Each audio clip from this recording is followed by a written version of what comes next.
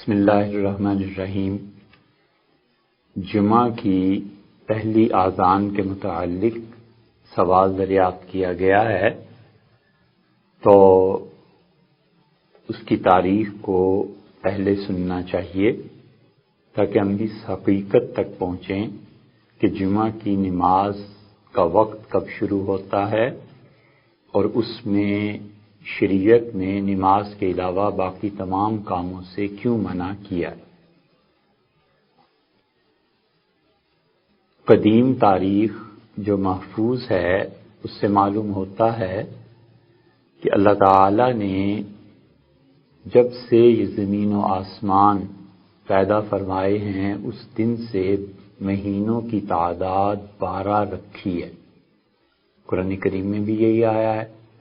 اور تاریخ بھی یہی بتاتی ہے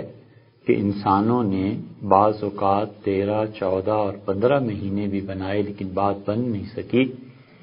اور 12 مہینے چاند سے متعلق جو اللہ نے طے فرمائے تھے وہ چلتے رہے۔ شمسی مہینے بھی آئے اور پھر اس میں ہفتے اور ہفتے میں ایک دن اللہ کی عبادت کے لیے متعین کرنا کہ اس میں اللہ کے علاوہ کسی کی بندگی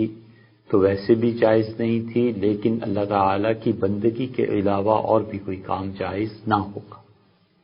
خالص عبادت کے لیے وہ دن مقرر کیا جائے گا۔ چنانچہ حدیث میں یہ آیا ہے کہ حضرت رسالت پناہ صلی اللہ علیہ وسلم نے یہودیوں اور عیسائیوں کے متعلق فرمایا کہ اللہ تعالیٰ نے سب سے پہلے یہودیوں کی طرف وحی کی اور نے کہا کہ ایک دن ایسا ہے ہفتے میں کہ تمہیں اس کا انتخاب کرنا ہے، اور وہ دن نیکیوں میں بہت زیادہ اضافہ کرنے والا اور اللہ کا قرب دلانے والا، اور اللہ تعالیٰ نے اسے چھپا دیا۔ تو یہودیوں نے ہفتے کا دن چنا اور اللہ تعالیٰ نے پھر وحی کی اور کہا کہ اگرچہ یہ وہ دن نہیں ہے جو دن میں پسند کرتا ہوں، مگر تم لوگوں کو اس میں ثواب دوں گا۔ اس لیے یہودیوں نے ہفتے کے دن اور رات کو سوائے عبادت کے باقی تمام کام اپنے لیے ناجائز قرار دیے، اور جو یہودی اب بھی اپنے مذہب اور دین پہ قائم ہیں وہ ہفتے کے دن اور رات کو ٹیلی فون نہیں سنتے، اٹھ کے کسی دنیاوی کام سے ایک جگہ سے دوسری جگہ جانا یہ بھی نہیں کرتے، وہ دن اور رات اللہ کی عبادت کے لیے مخصوص جانتے ہیں۔ پھر عیسائیوں کا دور آیا اور اللہ تعالیٰ نے وہی کی اور عیسائیوں نے اپنے لیے اتوار کا دن منتخب فرمایا، اور اتوار کے دن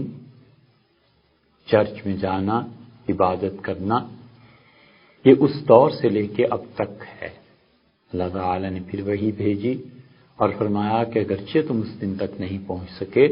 لیکن جو دن بھی تم نے عبادت کے لیے منتخب کیا ہے وہ دن اس میں ہم برکتیں اور اس دن میں ہم نیکیاں تمہیں دیں گے۔ پھر مسلمانوں کا دور آیا،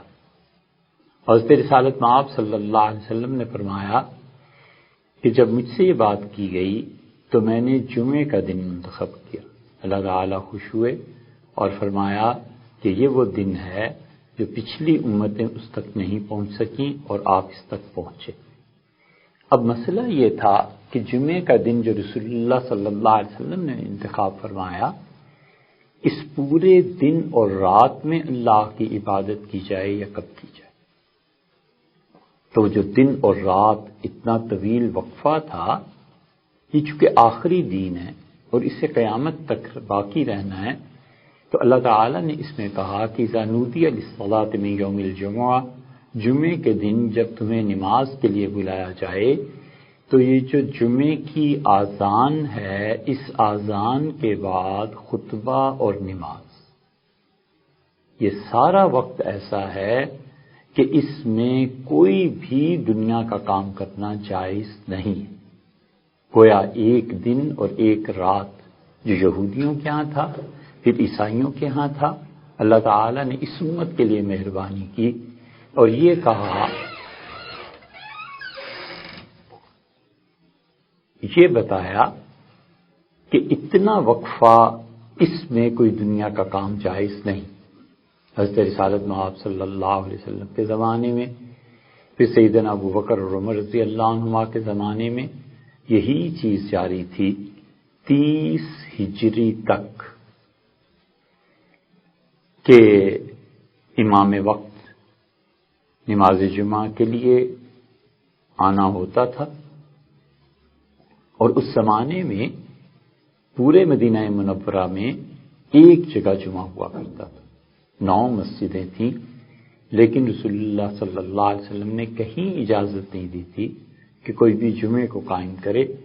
5 وقتہ نماز ہر مسجد میں قائم ہوتی تھی، جماعت سے لوگ نماز پڑھتے تھے، مگر جمعہ صرف مسجد نبوی میں ہی ہوتا تھا۔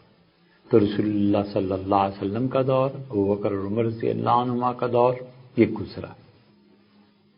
سیدنا عثمان رضی اللہ عنہ کی خلافت کے پہلے 6 سال بھی تقریباً اسی طرح گزرے ہیں، اور کہ اذان ہوتی تھی، امام وقت 2 خطبے پڑھتا تھا، اور اس کے بعد جمعے کی نماز ہو جایا کرتی تھی۔ یہ اتنا وقت تھا جو شریعت نے متعین کر دیا تھا کہ اس میں دنیا کا کوئی کام نہیں کیا جائے گا، اور رسول اللہ صلی اللہ علیہ وسلم کے ابتدائی دور کو آپ اس سے مزید مستثنا کر لیں تو نبی کریم صلی اللہ علیہ وسلم ایک خطبہ دیتے تھے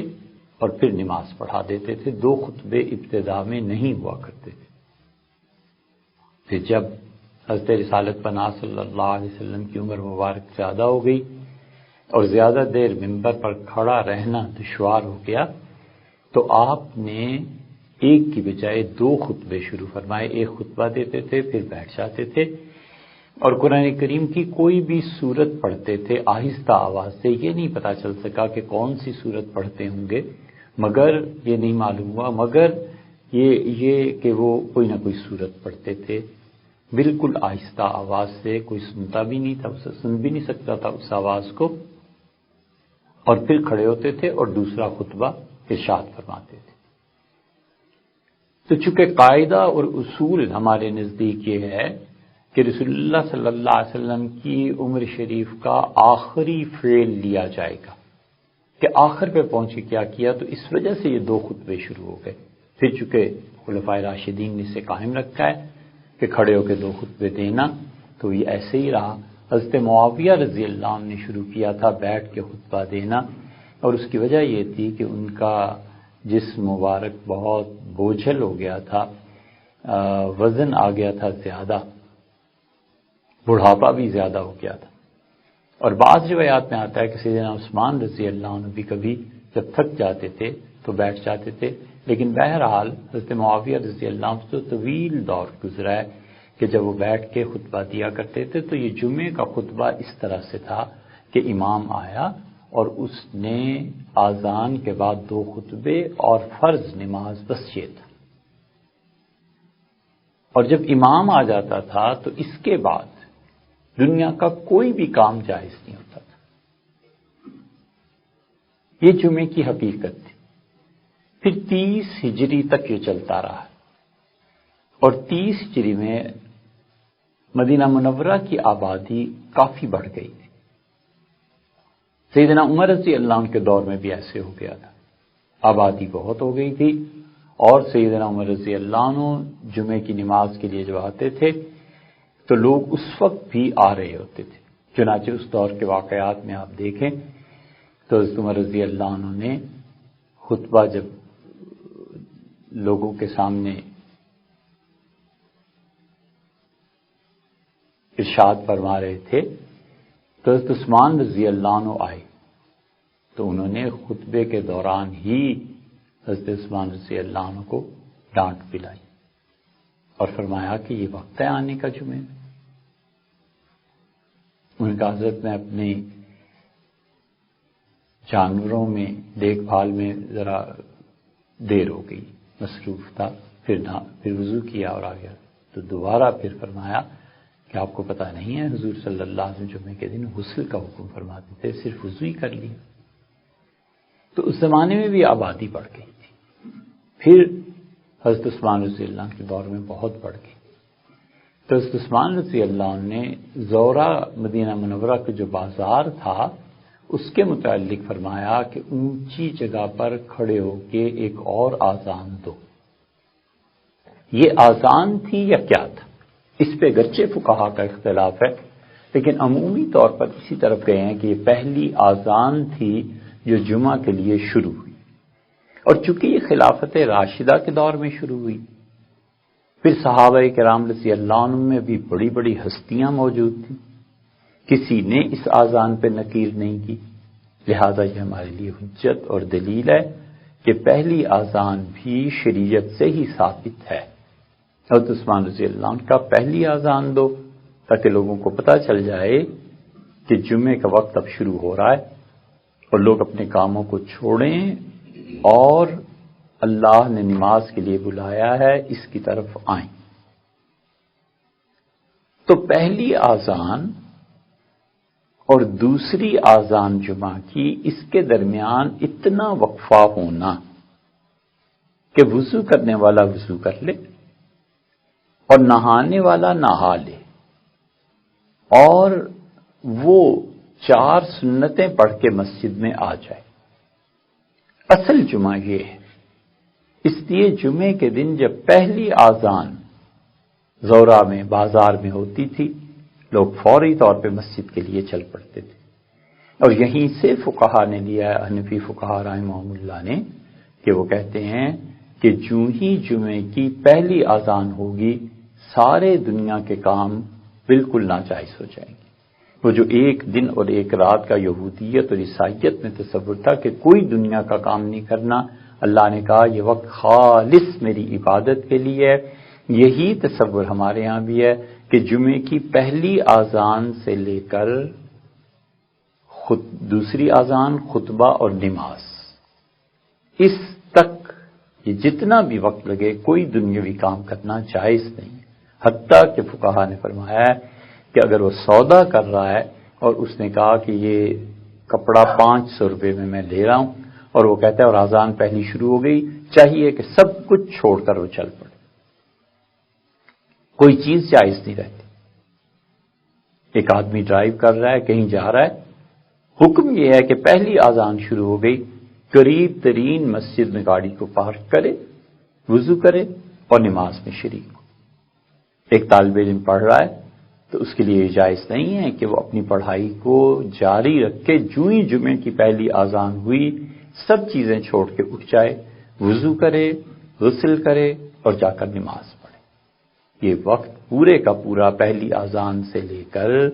امام کے فرائض کے سلام پھیرنا اور پھر سنت موقدہ جو پڑھی جاتی ہیں اس تک، یہ پورے کا پورا وقت خالصتاً اللہ کے لیے. اس لیے ہمارے نزدیک اصل میں جمعے کی ترتیب یہی ہے کہ پہلی آذان دی جائے اور پہلی آذان کے بعد غسل اور وضو کے لیے وقت دے دیا جائے. کتنا وقت دے دیا جائے؟ 15 منٹ، 20 منٹ، 25 منٹ، بس. وہ اپنی اپنی جگہ اور اپنے علاقے میں بھی ہوتا ہے کہ وضو کی جگہ کہاں ہے، لوگ کہاں سے وضو کر کے آئیں گے، مسجد تک کس وقت پہنچ سکتے ہیں. یہ ساری چیزیں وقت کے ساتھ بدلتی ہیں، لیکن یہ نہیں ہے کہ پہلی آذان کے بعد پھر اتنی لمبی گھنٹے بھر کی تقریریں کی جائیں تاکہ لوگ اس پہلی آذان کے بعد پھر دوسری آذان کے انتظار میں رہیں کہ اب دوسری ہوگی تو گھر سے چلیں گے. جو اتنے طویل وقفے ہوتے ہیں پہلی آذان اور دوسری آذان کے درمیان، گھنٹہ، 1.5 گھنٹے کا وقفہ، یہ شرعاً درست نہیں ہے. وہ جو تقریریں کرتے ہیں وہ بھی گناہ گار ہوتے ہیں اور جو اس وقت سنتے ہیں وہ بھی گناہ گار ہوتے ہیں. انہیں چاہیے کہ اپنے امام کو اور انتظامیہ کو چاہیے کہ اپنے امام کو اور امام کو چاہیے کہ انتظامیہ کو یہ مسئلہ بتائیں اور انہیں کہیں کہ پہلی آذان اور دوسری آذان ان دونوں کے درمیان کا جو وقفہ ہے وہ 15-20 منٹ سے زیادہ کا نہیں ہونا چاہیے. سیدنا عثمان رضی اللہ عنہ یہ پہلی آذان شروع کی تھی اور سارے صحابہ کرام رضی اللہ عنہ موجود تھے اور کسی نے بھی اس پر نکیر نہیں کی. بعض حضرات کا خیال یہ ہے کہ اس وقت نماز جمعہ کے لیے بلایا جاتا تھا، اذان نہیں دی جاتی تھی، لیکن وہ تھوڑے ہیں۔ جو زیادہ تر روایات ہیں وہ یہی ہیں کہ اذان باقاعدہ دی جاتی تھی، اسی لیے حنفیہ نے اس کو لیا ہے، اور وہ کہتے ہیں کہ پہلی اذان دی جائے، اس کے بعد وقفہ، اور پھر دوسری اذان، اور دوسری اذان کے بعد، اور اس دوران کوئی دنیاوی کام نہیں کیا جائے گا، اور پہلی اور دوسری اذان کے درمیان کا جو وقت ہے اب اسے کیا کیا جائے۔ اس پہ ہمیں حضرت ابو ہریرہ رضی اللہ عنہ کی حدیث ملتی ہے، مستدرک حاکم وغیرہ میں آئی ہے کہ حضرت ابو ہریرہ رضی اللہ عنہ امیر المومنین سیدنا عمر رضی اللہ عنہ کے آنے سے پہلے کھڑے ہوتے تھے اور لوگوں کو حضور اقدس صلی اللہ علیہ وسلم کی باتیں گویا اتباع سنت کے لیے جو بھی معلومات ہونا ضروری تھیں وہ فراہم کرتے تھے۔ اسی لیے ہم کہتے ہیں کہ پہلی اذان اور اس کے بعد 15-20 منٹ 25 منٹ بس اتنا ہی وقفہ ہو جائے، اور اس میں بھی جو امام ہے وہ یہ نیت رکھے کہ جو ہی لوگ آتے ہیں میں نماز پڑھا دوں گا، اور اس کا وقت متعین کر لیا جائے۔ مثلاً 12:25 پہ فرض کر لیجئے کہ پہلی اذان دی جاتی ہے، 12:30 بجے دی جاتی ہے، تو چاہیے کہ 20 منٹ پھر 12:50 پہ امام کو چاہیے کہ گفتگو اور بات چیت کو ختم کرے، 20 منٹ دے دیے، لوگ جنہوں نے آنا تھا آ گئے، اور وہ آ کر پھر دوسری سنتیں پڑھیں اور دوسری اذان سنیں اور نماز پڑھیں۔ یہ آئیڈیل چیز ہے، ہونا بھی یہی چاہیے۔ لیکن یہ جو کرتے ہیں 15-20 منٹ جو بھی ہوتے ہیں اس میں وہ بھی درست ہے، وہ بھی ٹھیک ہے، اس لیے کہ لوگ نماز پڑھ کے فارغ بیٹھیں گے اور بسا اوقات وہ گپیں لگانا شروع کر دیں گے، مسجد میں بولنا شروع کر دیں گے۔ تو ان مصالح کی بنیاد پہ اگر کوئی آدمی 15-20 منٹ کوئی وعظ نصیحت کی بات کرتا ہے وہ بھی درست ہے کہ پیچھے سے لوگ مسجد میں آ رہے ہیں، جو بیٹھے ہوئے ہیں وہ ایک اچھی بات سن رہے ہیں، کوئی حرج نہیں۔ لیکن اتنے طویل وقفے کرنا کہ 12:30 بجے اذان ہو رہی ہے پہلی، اور اس کے بعد نماز جمعہ 2 بجے، تو اب خود سوچیں یہ 1.5 گھنٹہ کون نکالے گا اور کون آئے گا۔ اور افسوس کی بات یہ ہے کہ بالعموم مساجد ہماری اب ایسی ہو گئی ہیں کہ وہ اہل علم و تقوی جو کسی زمانے میں ہوا کرتے تھے اور ان کا 20-25 منٹ کا بیان بھی گھنٹوں پہ بھاری ہوتا تھا، وہ نہیں رہے۔ یہ گھنٹے کی تقریر یا تو سیاست کی نظر ہو جاتی ہے، ملکی حالات کی نظر ہو جاتی ہے، اور یا پھر وہی 5-7 تقریریں یاد ہیں، اور حتیٰ کہ جملے رٹے ہوئے ہوتے ہیں خود مقتدیوں کو، وہ کہتے ہیں اب اس کے بعد یہ جملہ آئے گا، اب اس مرتبہ یہ قصہ بیان ہوگا۔ علم کی قلت اور مطالعہ نہ کرنا، تیاری کیے بغیر جمعوں کا پڑھانا، یہ عام رواج ہو گیا ہے۔ اور دوسری طرف صورتحال یہ ہے کہ اللہ کا شکر ہے، اس کا احسان ہے کہ ہمارے ہاں پاکستان میں کم سے کم اب تک یہ ماحول ہے کہ اگر کوئی معقول بات کرنے والا ہو، کوئی اچھی بات سمجھنے سمجھانے والا ہو، دین کے علم میں اضافہ کرنے والا ہو، تو اب بھی لوگ اگر 12:30 بجے پہلی اذان ہوتی ہے تو 12:15 مسجد کے ہال میں پہنچنا شروع کر دیتے ہیں کہ جو بھی آدمی کچھ نصیحت واعظ کوئی اچھی بات کر رہا ہے ایک فکرہ بھی اس کا مس نہیں ہونا چاہیے۔ اب بھی ہمارے یہاں مسلمانوں میں اچھی بات سننا پھر اس پہ عمل کرنا، یہ رجحانات ابھی بھی باقی ہیں، قبل اس کے کہ یہ بھی ختم ہو جائے۔ قدر کرنی چاہیے علماء کو۔ تو یہ ہے پورا قصہ جو آپ نے سوال پوچھا تھا سیدنا عثمان رضی اللہ عنہ کے متعلق کہ انہوں نے جمعے کی پہلی اذان شروع کروائی تھی، تو اس کا اصل قصہ ہی اور خلاصہ مسئلے کے اعتبار سے یہ ہے کہ جب جمعے کی پہلی اذان ہو جائے تو دنیا کا کوئی کام نہیں کیا جا سکتا، کپڑا پھیلایا ہوا ہے اور اس کے درہم اور اس کی قیمت ابھی طے ہو رہی ہے، تو یہ طے کرنا بھی جائز نہیں رہے گا، کپڑے کو ایک طرف رکھے اور سیدھا مسجد چلا جائے۔ پہلی اذان کے بعد پھر کوئی کام جائز نہیں رہتا، اس لیے بنیادی طور پہ مساجد میں تبدیلی لانے کی ضرورت ہے اوقات کے بارے میں کہ پہلی اذان اور اس کے بعد 20-25 منٹ کہ آرام سے کوئی آدمی غسل کر کے گھر سے مسجد میں آ جائے، دوسری آذان، پھر خطبہ، خطبے کے بعد نماز، پھر سنتیں، اور بس یہ وہ وقت ہے جو اللہ تعالیٰ نے اپنے لیے مخصوص کیا ہے، اور اللہ نے کہا ہے کہ سارے وقت میں میرے علاوہ کسی طرف مصروف نہیں ہونا۔ اسی لیے حنفی فقہا نے اور مفسرین نے اس کی تفسیر میں لکھا ہے کہ اذا نودی للصلاۃ من یوم الجمعہ، جب جمعے کے دن تمہیں نماز کے لیے بلایا جائے، فاسعوا الی ذکر اللہ، اللہ کے ذکر کی طرف دوڑو، بھاگو، جلدی کرو، وقت تھوڑا ہے نا، سارے کام چھوڑ دو۔ اور ذکر اللہ کا لفظ استعمال فرمایا، الی ذکر اللہ، اللہ کی یاد کی طرف، یہ نہیں فرمایا نصیحت کی طرف۔ اس لیے یہ جو خطبہ ہے عربی میں یہ خالص اللہ کا ذکر ہے، یہ تذکیر نہیں ہے۔